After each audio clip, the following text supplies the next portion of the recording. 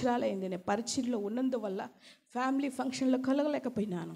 పోయినసారి కలిసినప్పుడు ఆ మామ ఎవరైతే యేసుప్రభు వద్దనే తిట్టాడో ఆయన అన్నాడు నన్ను, నీకు ఎంతో దేవుడి కృప ఉంది, నువ్వు 10 మందిలో నిలబడుకొని దేవుడు ఆయన గురించి మాట్లాడుతున్నావు, మేము చదువుకున్నాం, అన్నీ చేసాం, మేము ఇంటికే పరిమితమైనాం, నువ్వు ఆ దేవుడి గురించి ప్రకటిస్తున్నావు ఎంతోమంది జనాలకి అన్నాడు. దేవునుడ మహిమ మనల్ని విరోధించే వాళ్ళు కూడా మన ముందు నిలబడతారు, మనను ద్వేషించే వాళ్ళు కూడా మన ముందుకు తీసుకొస్తాడు మన దేవుడు.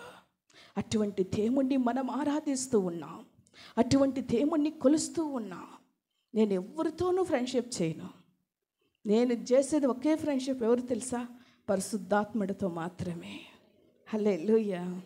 అటువంటి దేవుణ్ణి ఆరాధిస్తూ ఉన్నా. నేను ఉన్నప్పుడు కూడా, నేను ఇంట్లో పని చేసుకుంటున్నప్పుడు మా హస్బెండ్ గారు భలే స్ట్రిక్ట్ ఆయన వచ్చే లోపల అంతా వంట అయిపోవాలి, పిల్లలు కూడా ఏడవకూడదు, అంత స్ట్రిక్ట్గా ఉంటారు.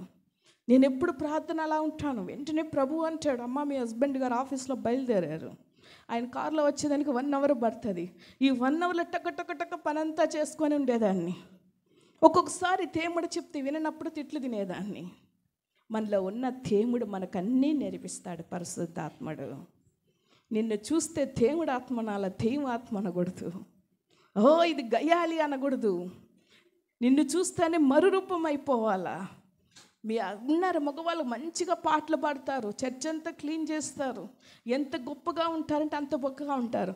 బయట పోయినారంటే అమ్మన బూతులు తిడుతుంటారు, ఇంట్లో తిడతారు, అటుంగా అప్పుడు ఏముంది అభిషేకం, ఏముంది?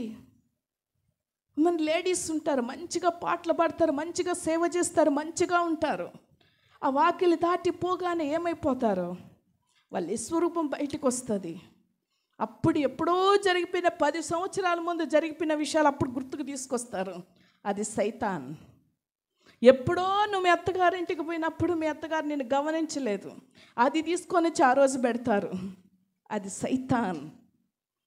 గడిచిపోయినటివి మాట్లాడుతున్న ఒక ఆత్మ, గడిచిపోయిన విషయాలు ఎత్తెత్తి చూపిస్తున్న ఒక ఆత్మ.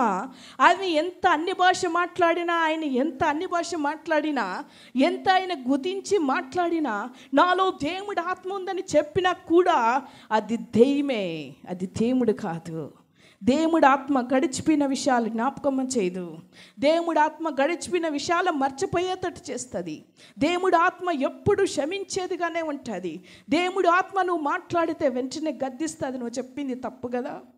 నాకు వస్తాయి ఫ్యామిలీలో ఎప్పుడైనా చిన్న ప్రాబ్లమ్స్ వచ్చినప్పుడు, నేను 99% ఫుల్ఫిల్డ్ నేను చెప్తాను. నాకు గొడవ పెట్టుకునే చేత కాదు ఎప్పుడే కానీ, నేను పెట్టుకోను కూడా అసలు. ఆ జోలికే నేను వెళ్ళను అసలు. ఎప్పుడో ఒకసారి రేర్ నా కోపం వచ్చిందంటే ఫ్యామిలీ అంతా అట్లాగే షట్అవుట్ అయిపో, అంతా మూసేస్తారు, ఇంకెవరేం మాట్లాడరు. అది ఇప్పుడు పరిచర్యకు వచ్చిన తర్వాత అది కూడా లేదు. ఇప్పుడు అసలు నేను పెట్టుకోను. ఏదన్నా ఒక మాట నా నోట్లో నుంచి వచ్చిందంటే ప్రభు అంటాడు, నువ్వు మాట్లాడేది తప్పు కదా. ప్రభు 99% వాళ్ళు మాట్లాడినారు, నన్ను గాయపరిచినట్టు మాట్లాడారు. నేను మాట్లాడింది ఒక మాటే, నువ్వు నాకు కావాలి, నువ్వు ఎందుకు మాట్లాడావు, నువ్వు 100% నాకు కావాలి. అప్పుడు ఏడుపు వస్తుంది. గొప్ప దేవుణ్ణి మనం ఆరాధిస్తూ ఉన్నాం, మనల్ని హెచ్చింపచేస్తున్నాడు. మనం చేస్తున్న తప్పులను మనకెత్తి చూపించేవాడు ఎవరు? ఇరు కాలంలో మన దేవుడు మనకెత్తి చూపిస్తారు. కొంతమందికి ఆ మనస్సాక్షి కూడా ఉండదనుకోండి, అది వేరే విషయం. ఆ కఠినమైన హృదయాలు అవి మారవు, ఇంకా సచ్చేదాకా మారవు అంటారు కదా, అవి ఇంకా మారవు, అట్లాంటివే ఉంటాయి. ఈరోజు మనం చేసే తప్పులు మనకెత్తి చూపించే మన దేవుడే దేవుడు ఆత్మ. దేవుడు ఆత్మ అంటే ఏదే లేదమ్మా, వాక్యమే దేవుడు ఆత్మ. ఎవరిలో వాక్యం ఉంటుందో, ఎవరిలో మంచి బిహేవియర్ ఉంటుందో, మంచి పద్ధతి, మంచి గుణాలు ఉంటాయో, అది దేవుడి ఆత్మ. దేవుడి ఆత్మ ప్రేమ స్వరూపి అయిన ప్రేమకు మూర్తి. దేవుడి ఆత్మ ప్రేమే, మనిషికి ప్రేమే. అది నటించే ప్రేమ కొంతమందిలో ఉంటుంది, ఆ ప్రేమ గురించి నేను చెప్పలేదు. నిజమైన ప్రేమ ఉంటుంది, అది ఆ ప్రేమ గొప్పది. తర్వాత 3వది చూడండి, 1 యోహాను 2వ అధ్యాయం 27వ వాక్యం చూడండి.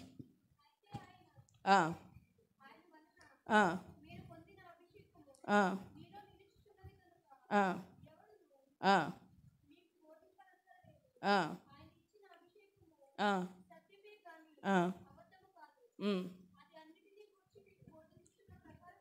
ఆ,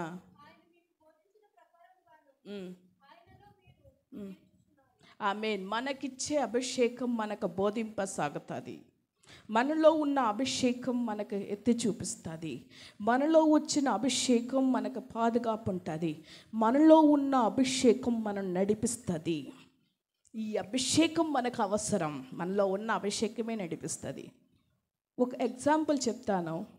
ఒక బంగారు గాజు నేను వేసుకొని అది సోఫాలో పెట్టేసి, హ్యాండ్ బ్యాగ్లో సోఫాలో పెట్టేస్తా. 2 రోజులు అయిపోయింది. ఎక్కడికో నేను వెళ్తున్నప్పుడు ప్రభు అన్నాడు, ఆ గాజు వేసుకొని వెళ్ళమ్మంటే ఈ చెవులో మాట ఈ చెవులో ఇదిలేసి ప్రభు చెప్పేది, పక్కింటికే కదా నేను వెళ్ళొస్తున్నాను, చనిపోయినారు చూసేసి వస్తానని చెప్పని ఈ మాట ఆలకించుకొని అక్కడికి వెళ్ళి వచ్చే లోపల ఈ గాజు పోయింది 2 తులాలు. అదే నాలో ఉన్న అభిషేకం మనం హెచ్చరిస్తుంది. ఈ రోజు వరకు నాలో ఉన్న అభిషేకం నాకు హెచ్చరిస్తూ ఉంటుంది. ఆ అభిషేకం మనకు కావాలి, నడిపించాలి. ఎన్నెన్నో చెప్పగలుస్తుంది అభిషేకం. పోతున్న ట్రైన్ దేవుడు చూపిస్తుంది, ఎక్కుతున్న బస్ చూపిస్తుంది. ట్రైన్లు కూడా మిస్ అవుతుంటాయి. దేవుని తూదర్లాగా వస్తారు. నాకైతే ఒక్కొక్కసారి పక్క స్టేషన్లో మీకు ట్రైన్ ఉంది మేడం అంటారు. ఆయన తర్వాత చూస్తే ఆయన కనిపించరు, ఎక్కడున్నారు సీట్తో సహా చెప్తారు. అక్కడికి సీట్తో కూర్చొని ఆ టీసీ అనుకో, అది చూస్తే ఆయన కాదు వేరే టీసీ, దేవ తూదరు వచ్చినాడు. టీసీ లాగా వచ్చి సహాయం చేసిన రోజులు ఉన్నాయి నాకు. అటువంటి అభిషేకం మనలో ఉండాలి. నేను కోరుకునేది ఒకటే, ఈ రోజుకి కూడా ఫుల్ ఫిట్ మేము చెప్పబోతున్నా. డబ్బు, ఆస్తి, అంతస్తు అన్నిటికన్నా కూడా నేను మరణించేంత వరకు తగ్గింపుతోనే భూమి మీదే ఉండి దేవునుడు అభిషేకం పలుమడుగులు పొందుకొని దేవుడు ఆత్మలను జల్లిల్లాగా పట్టి సైతాను తరిమి తరిమి తరిమి తరిమి తరిమి తరిమి కొట్టాలన్నది నా ఆశ. తరిమి తరిమి తరిమి తరిమి కొట్టాలి అన్నది నా ఆశ. ఆ అభిషేకం కావాలి, అభిషేకము కావాలి. ఆత్మల బట్టి అభిషేకం, ఆత్మలకు విడుదలిచ్చే అభిషేకం, ఆత్మలను ఆశీర్వదించే అభిషేకం, ఆత్మలకు కృప ఇచ్చే అభిషేకం, దేవునుడు అభిషేకం కావాలి. నీలో అభిషేకం ఉంటే నిన్ను చూసి సైతాను భయపడిపోతుంది. నిజమైన అభిషేకం నీలో ఉంటే నిన్ను చూడగానే సైతాను వణుకుతుంది. నీలో నిజమైన అభిషేకం ఉంటే నీ ఇంటి చుట్టూ కంచె వేస్తాడు దేవుడు. నీలో ఉన్న అభిషేకం నిజమైతే రాబోతున్న ఆపదను నీకు హెచ్చరిస్తాడు దేవుడు, హెచ్చరింపచేస్తాడు. నీలో ఉన్న అభిషేకం రాబోతున్న కష్టాన్ని, ఆపదను నీకు తెలియకుండా, నీ పర్మిషన్ లేకుండా దేవుడు ఏది చేయడు. నీ ఇష్టం లేకుండా ఏది జరగదు. ఆయనలో ఉన్న అభిషేకం గొప్పది. ఈరోజు ప్రజలు ఎలా ఉన్నారంటే అభిషేకం కన్నా కూడా అధికంగా శరీర కార్యాలకే విలువిచ్చిపోతూ ఉన్నారు. ఈ అభిషేకం మనకు కావాలి. ఈ అభిషేకం మనకుంటే దేవుడు మనకు నడిపిస్తాడు. నీకు తెలియకుండా నీ కుటుంబంలో ఆపద రాదు. నీకు తెలియకుండా సైతాను అడ్డుగోలు రాదు.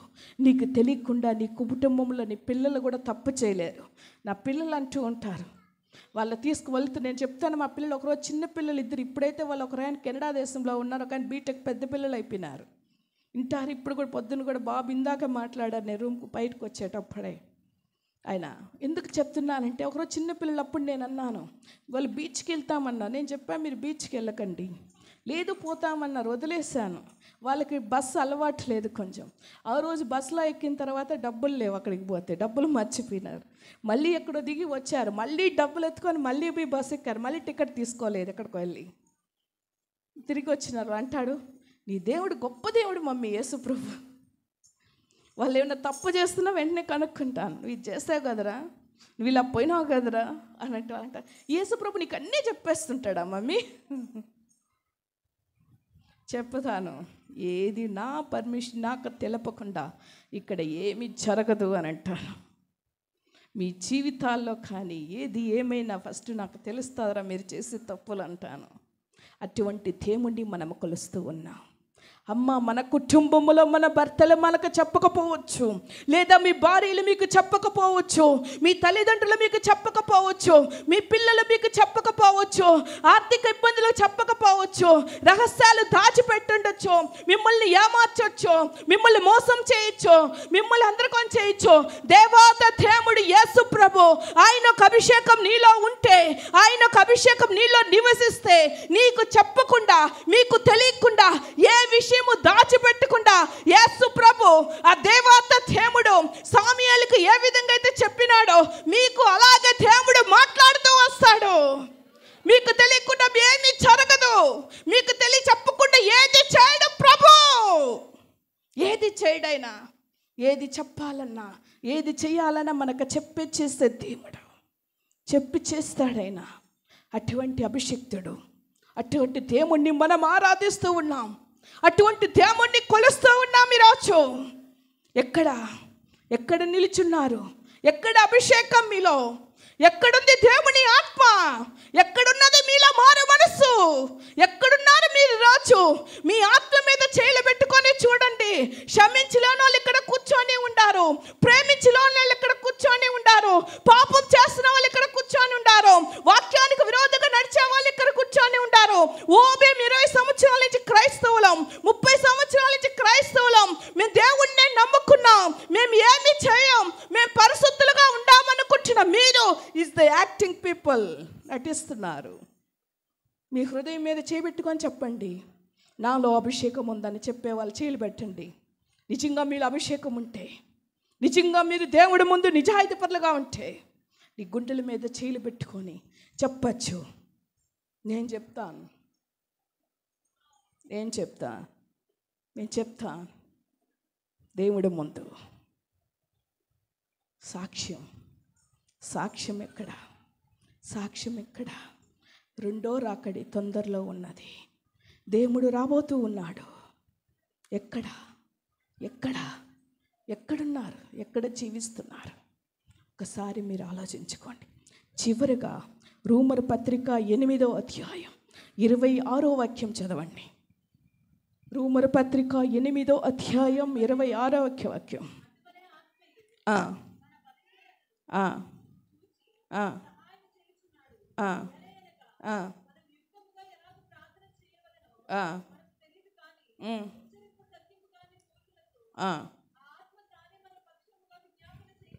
ఆమేన్.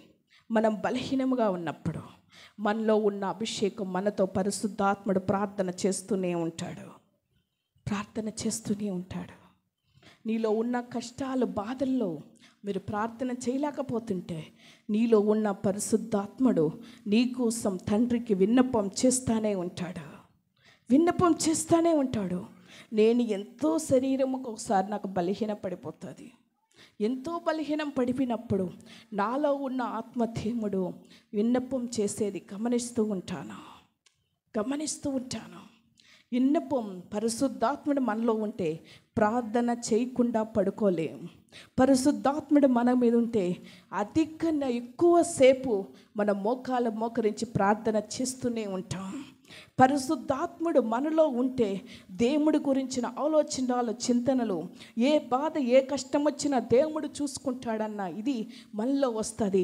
అటువంటి సమయంలో నీ శరీరం బలహీనపడినా, కుటుంబంలో నువ్వు బలహీనపడినా, అటువంటి వ్యాధి నువ్వు ఉన్నా, నీలో ఉన్న పరిశుద్ధాత్ముడు నీ కోసం ప్రార్థన చేస్తూనే ఉంటాడు.